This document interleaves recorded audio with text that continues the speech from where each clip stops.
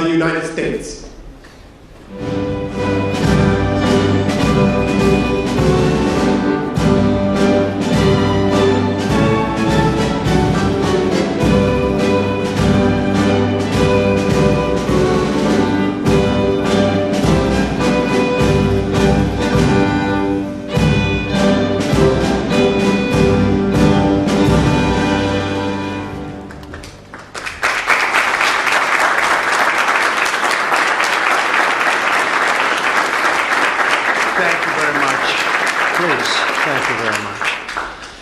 Before we begin, I want to provide a brief report on the unprecedented success our country has been witnessing in recent weeks.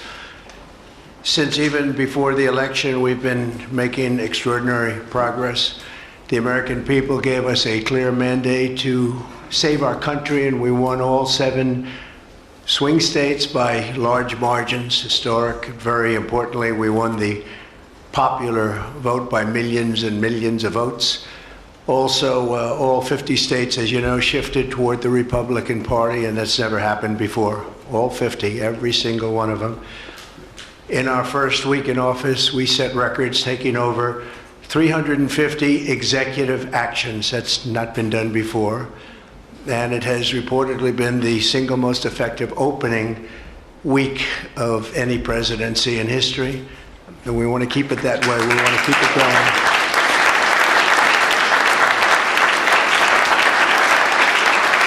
We want to keep it going. We've broken from decades of failed Washington policies and restored common sense and sanity to our government. We've unleashed American energy, and we've already achieved record low illegal immigration. As you see, there's nobody trying to get in. And that's what we've been waiting for a long time, and gotten woke ideologies out of our government and out of our military. The water has now begun flowing in California as we continue to increase the flow in coming days. Nobody's seen anything like that, and I've also taken strong action to regain control of the Washington bureaucracy.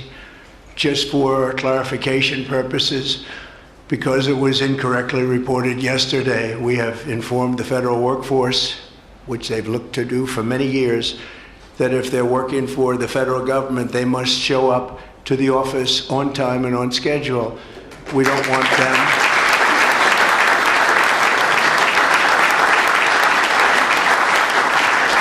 We don't want them to work from home because, as everyone knows, most of the time they're not working, they're not very productive, and it's unfair to the millions of people in the United States who are in fact working hard from job sites and not from their home. As federal employees, they must meet a high standard. They're representing our government, they're representing our country. If they don't agree by February 6th to show up back to work in their office, they will be terminated, and we will therefore be downscaling our government, which is something that the last 10 presidents have tried very hard to do but failed. Most of the people we're talking about have not been going to their federal offices in many, many years, from even before COVID, but they have nevertheless been paid. Some have worked, some haven't worked, and most of the studies say that some have just gone through the motions. We may ask these people to prove that they didn't have another job during their so-called employment with the United States of America, because if they did, that would be unlawful. As you understand, a lot of people are getting paychecks, but they're actually working other jobs, so they'll have to prove that to us that they weren't. In any event, we're requiring them to show up to work or be terminated. We think a very substantial number of people will not show up to work, and therefore our government will get smaller and more efficient, and that's what we've been looking to do for many, many decades, frankly.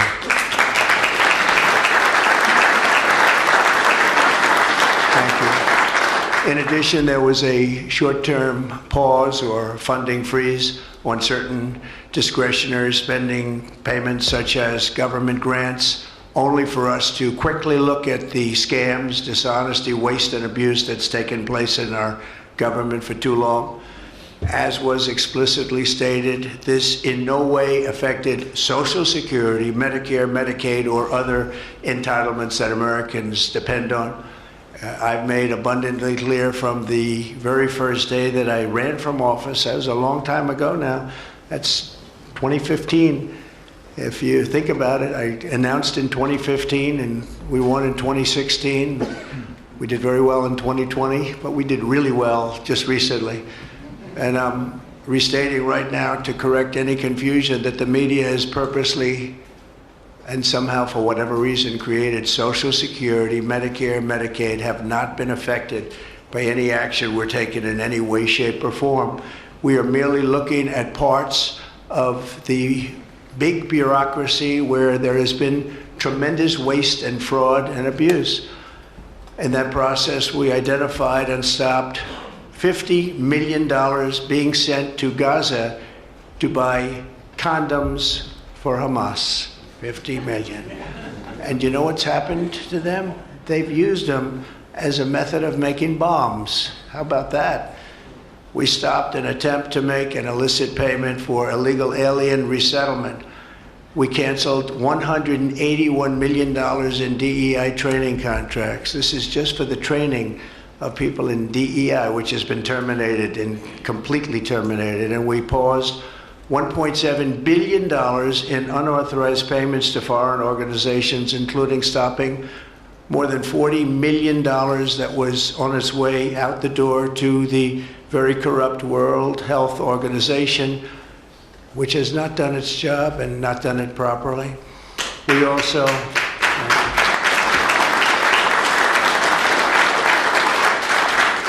also blocked $45 million for diversity scholarships in Burma. 45, that's a lot of money for diversity scholarships in Burma. You can imagine where that money went. These were the types of payments, and many others. I could stand here all day and tell you things that we found, and we have to find them quickly because we want the money to flow to proper places.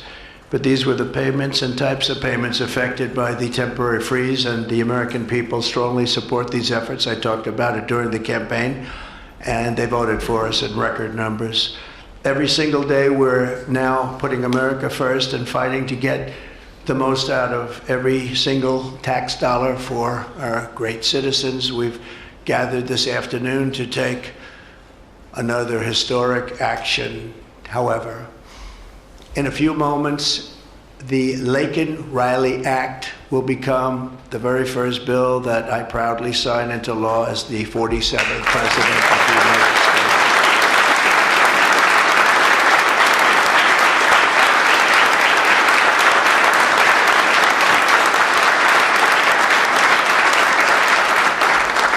Laken was a brilliant and beautiful 22-year-old nursing student from Georgia, the best in her class. She was always the best. They would say, Laken, how do you do this? And what do you do? They were always asking her questions. She was respected by everybody, even her teachers. They respected her so much. From the time she was in first grade, Laken knew she wanted to spend her time caring for others. That's what she did.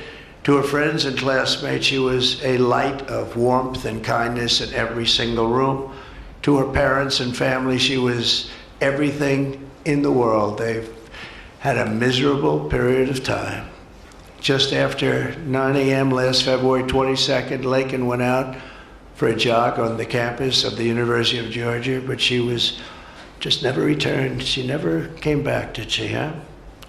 Parents are here, sister, all of her relatives. While on her run, Laken was attacked, viciously assaulted, beaten, brutalized, and murdered by an illegal alien gang member who was set loose into our country by the last administration. We are deeply honored to be joined today by Laken's parents, Allison and John, and her sister, Lauren. Thank you very much. Thank you.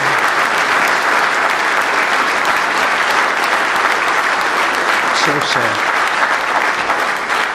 We were together right after that happened, and it's a tremendous tribute to your daughter, what's taking place today. That's all I can say, but it's so sad we have to be doing it at all. Thank you very much for being here. To Laken's family, we will keep Laken's memory alive in our hearts forever, everyone's hearts. With today's action, Her name will also live forever in the laws of our country, and this is a very important law. This is something that has brought Democrats and Republicans together. That's not easy to do. Laken did it. Laken did it. America will never, ever forget Laken Hope Riley. The vicious criminal who murdered Precious Laken was an illegal alien member of the barbaric Venezuelan prison gang known as Tren de Aragua. He trespassed across our southern border in 2022 and was apprehended by Border Patrol, but under the cruel policies of the last administration, instead of being deported as he should have been, he was released into the United States, as were millions of other people, many of them very dangerous people. And you see what we're doing, we're getting them the hell out of here.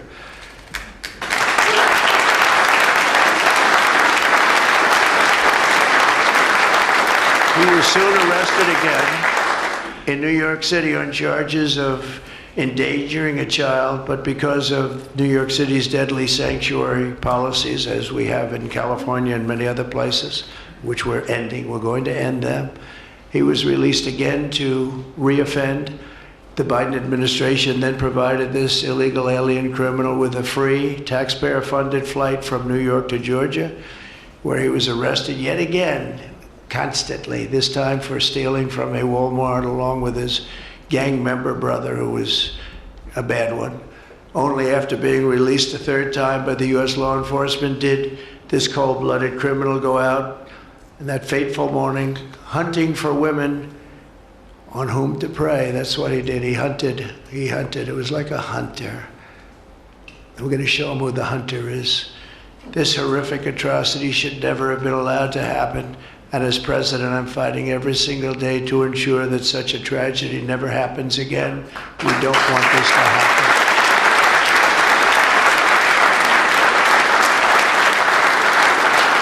And under the law I'm signing today, the Department of Homeland Security will be required to detain all illegal aliens who have been arrested for theft, burglary, larceny, shoplifting, assaulting a police officer, murder, or any crime that results in death or serious injury. In addition, for the first time ever, this act gives state governments the ability to sue the federal government for immediate injunctive relief if any future administration ever again refuses to enforce the immigration laws of the United States, like happened for 4 long years.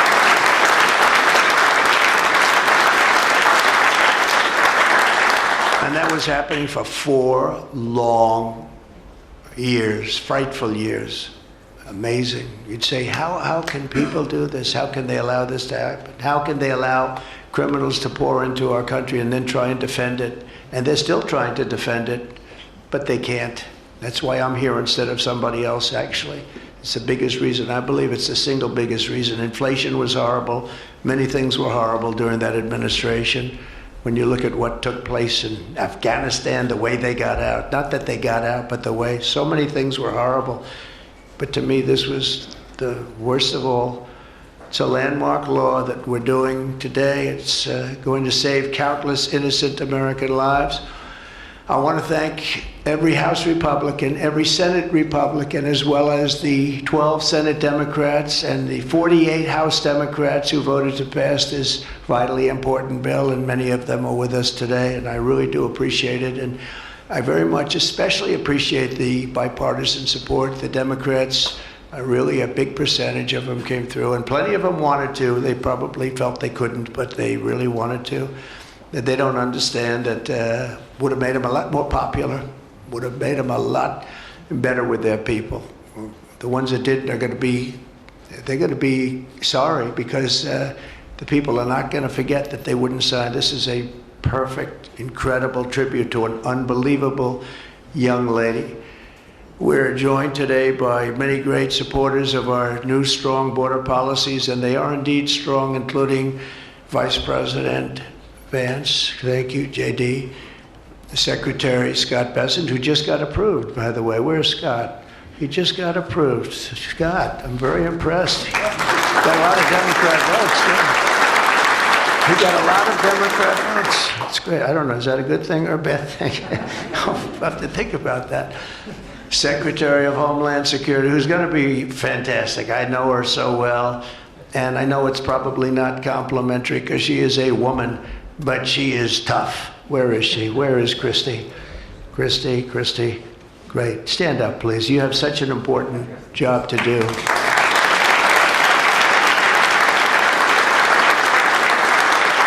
Really great. Thank you very much. And don't let that look fool you. That look is, she's tough, and she cannot stand that she's having to sit here and even listen to this today.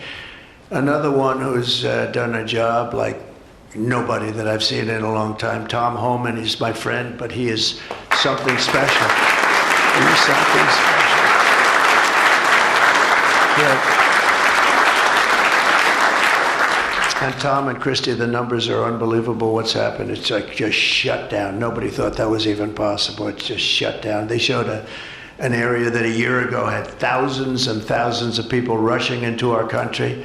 And today there was nobody there. It was like a beautiful sight. And also Senate Majority Whip John Barrasso. Great guy. Thank you, John. And I also want to thank the bill sponsors, Senator Katie Britt. Katie, thank you, Katie. And Congressman Mike Collins. And Mike, you were fantastic from Georgia. He took this. He loves this state, and he took this very personally. So it's thank you very much, Mike. As well as Senate Judiciary Committee Chairman Chuck Grassley. Chuck is here someplace. Chuck, thank you very much. You look great. And House Judiciary Committee Chairman Jim Jordan, who's a special guy, special man. And House Homeland Security Committee Chairman Mark Green. Thank you very much. Thank you, Mark. And we have many other congressmen and senators, but I'm not going to introduce because this is about your daughter. This is about something that's so important, and we're going to just go along. Thank you also. We have to say Burt Jones is in the room, and Burt is your lieutenant governor, and he was on this like you wouldn't believe. Thank you very much. I see you sitting there. Thank you very much. So we have state, local officials, we have law enforcement organizations, we have everybody. Most of them are in the room or represented in the room, and they're incredible people, and I've never seen them come together like they have for this. I've done many of these, not of this kind, but different bills, different passages having to do with many different things, from homeland security to inner security to taxes to 50 different items. I've never seen such support as you have today and as your great daughter has today. So I've never seen anything like it. And we have to thank your daughter for that, because she's going to save a lot of lives. She's going to be responsible for saving a lot of lives. So I'd like to just say to the Angel families, I've been with them and they've been with me from 2015 when I first got this crazy idea in my head to run for president because we could do better as a country. I want to thank so many of the people that are here that have been the angel moms, and we call them angel moms, but they're angel families, fathers and sons and daughters, but they've suffered tremendously like you have for no reason whatsoever. I want to thank Alexis Nungari, the mother of 12-year-old Jocelyn Nungari, murdered last summer by 2 illegal alien gang members released into the United States by Joe Biden's open border stupid policies. And thank you very much, Alexis. I want to thank you very much. We had an amazing trip, and it was really special to meet you and your family. Appreciate it very much. So sad we have to be here, frankly. And Jocelyn, as you know, is in our hearts as she was then. It was an amazing day we had, a great day. But it was a day of celebration of somebody that unfortunately won't be with us. But she is with us now, you know that. Here also is Patty Morin, the mother of Rachel Morin, killed 2 years ago by an illegal alien who was let into our country by the last administration's ridiculous, weak policies. Open border, can you imagine? When I heard open border, I said, oh, that's terrible. They're going to release their prisons all over the world. They're going to release their prisons into our country. That's exactly what happened. Patty is joined by Rachel's brother, Michael, Rachel's daughter, Clementine, and sister-in-law, Shannon. Thank you all for being here. We appreciate it very much. Thank you very much. Thank you. With us as well is the loving family of Kayla Hamilton, a 20-year-old girl murdered in July 2022 by the MS-13 illegal alien gang member who is violent, vicious, and they knew it, and they didn't do anything about it. And I want to thank you to Kayla's mother, Tammy, and her grandmother, Kathy, and her stepfather, Jeremiah, very much. And finally, I want to thank others who have also suffered this horrible scourge that goes on with young people being killed, and other people too, but young people, largely young people being killed. Thank you to Scott Root, the father of Sarah Root, killed at 21 years of age. Think of that, 21 by an illegal alien, shouldn't have been in our country, would have never been in our country if we were here. What a sad thing. To each of these angel families, we love you and we stand in awe of your courage and your strength. It's the toughest thing anybody has to go through. Many of the angel families here today were betrayed by the last administration and with its heartless and foolish and really very, very arrogant and very, very dumb policies. Policies that aren't even believable when you talk about common sense. I say we're the party of common sense, but the Democrats also, they have plenty of common sense, and that's why so many are here today and so many supported what we're doing. The very government that was supposed to protect their daughters instead opened our borders and transported the world's most dangerous criminals straight into their communities. They came from prisons and jails and insane asylums and mental institutions from all over the world, not just South America. People think South America. They come from all over the world. They come from every continent. And they came here by plane, and they were loaded onto buses, and they were driven right up to our border, and they drove right through the border, and nobody even said a word to them. And in those buses and those cars and those trucks were some of the meanest criminals anywhere in the world. As of last September, 425,000 illegal alien criminals were roaming free, including 13,099 convicted illegal alien murderers, of which about almost 50% killed more than one person, and they were roaming all over the country in our farms, in our cities. Under the Trump administration, we're moving with urgency and speed to get these vicious and violent criminals the hell out of our country and to restore law and order to our suburbs, our cities, and our towns. And we're going to do it with Tom and with Christy and with all of the people that are working so hard on this. This week, compared to a comparable time a year ago, think of this, the number of illegal border crossers has already fallen by more than 100%. And because the election was coming, they started getting a little bit tougher on the border. They tried to follow our policies, and they did much better, but it still was horrible.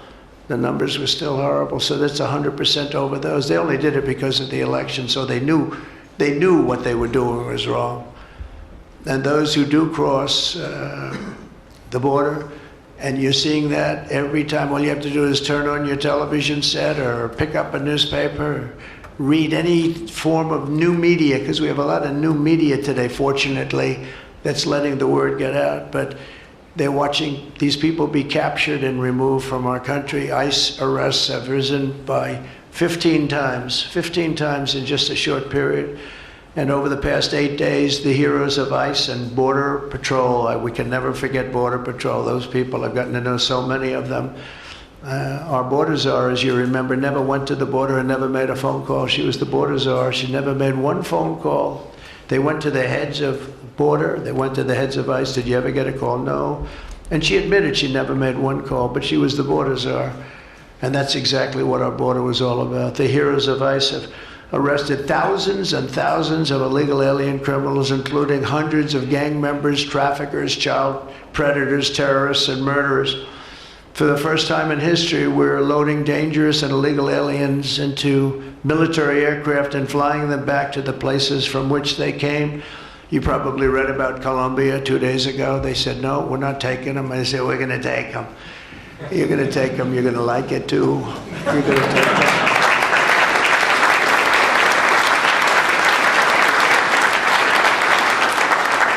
they talked about, we're not going to take people that are in shackles. I said, well, but the people that are in shackles are murderers, they're drug lords, they're rapists, they're very tough people. They make our criminals look like very nice people. That's about the only thing that comes out of this. And I say, could you imagine you're a pilot on the plane and you have your co-pilot and you're sitting there and you have 150 people, no shackles, and they like to murder people? This would not be a good flight.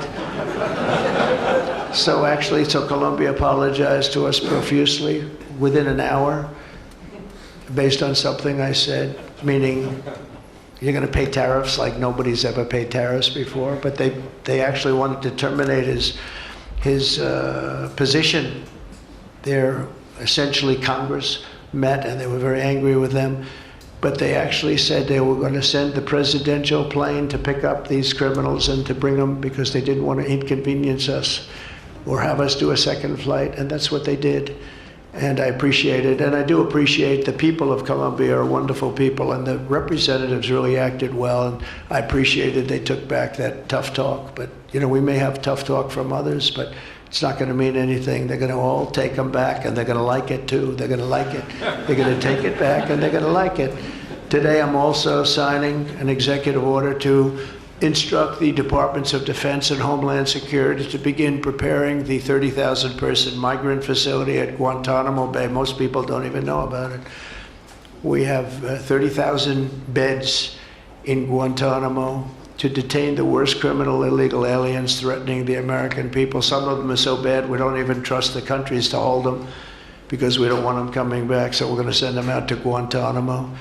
This will double our capacity immediately, right? And that's a tough place to get out of.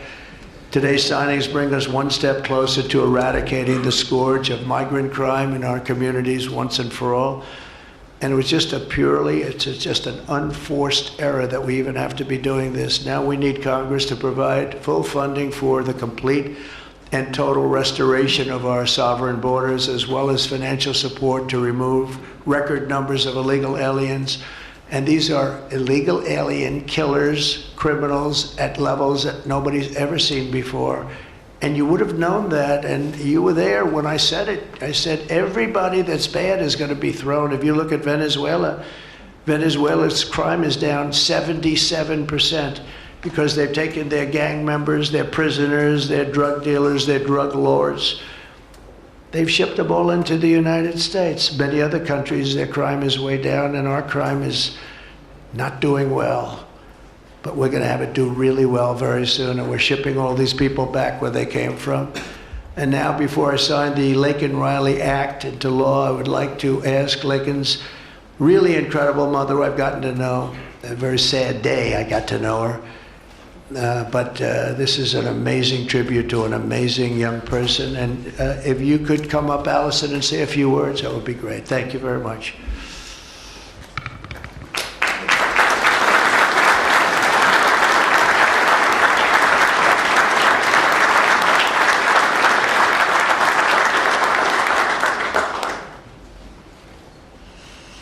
Thank you, President Trump.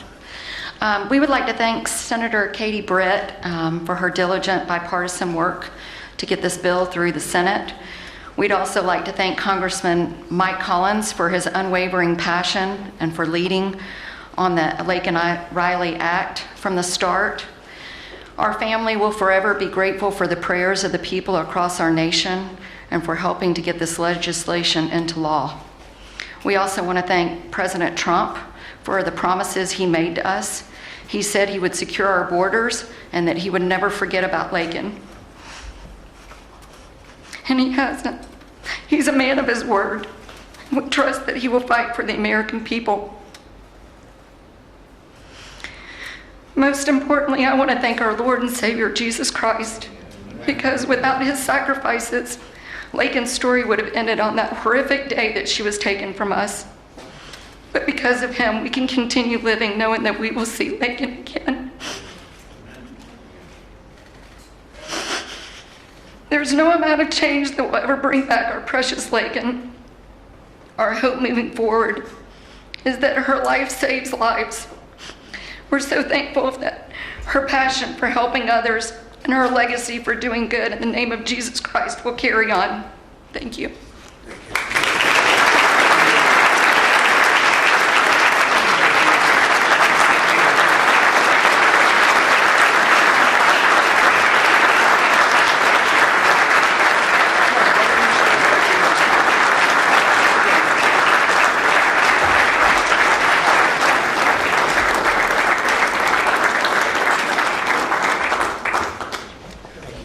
Sign this in honor of Laken Riley. Come on up here, some of the people that we love have been so instrumental. Okay?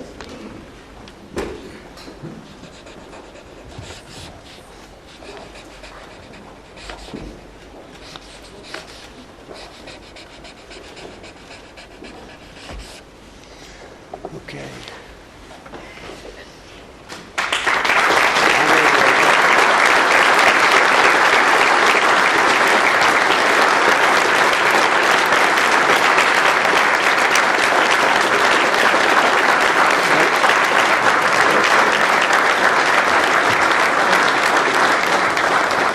Thank you, everybody. Mr. President, government funding, can you take a quick question on government funding to pause? I don't think this is appropriate time, really. I respect that, but I don't think it's appropriate. I can just tell you government is doing very well, and we're cutting way back, but this is not the appropriate time. Thank you.